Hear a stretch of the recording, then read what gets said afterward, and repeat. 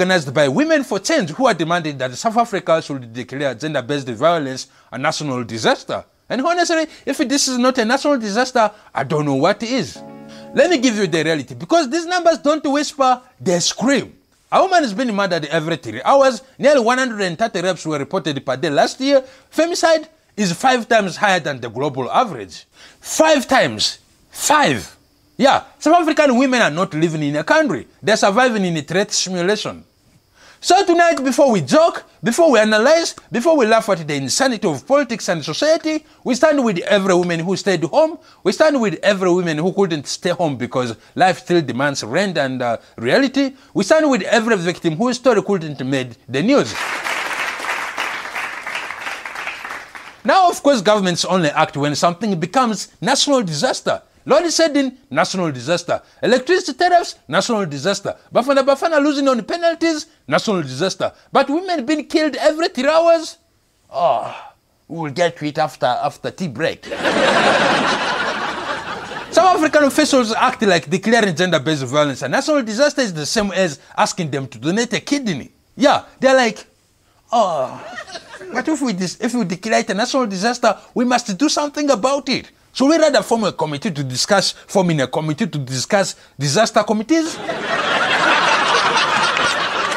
Meanwhile, the women are like, okay, you don't want to shut down the country?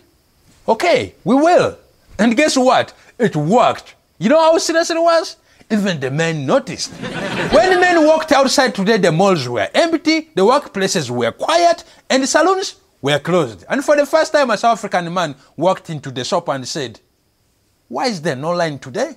And the cashier said, because the people who usually organize your life are on strike, sir. Just imagine the scene at home. Baby, what's for dinner? No women's economy today.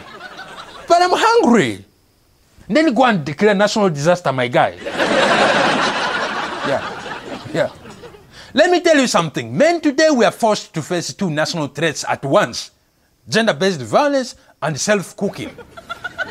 Brothers were googling how to boil water. Others were like, I can't stay home. It's too quiet.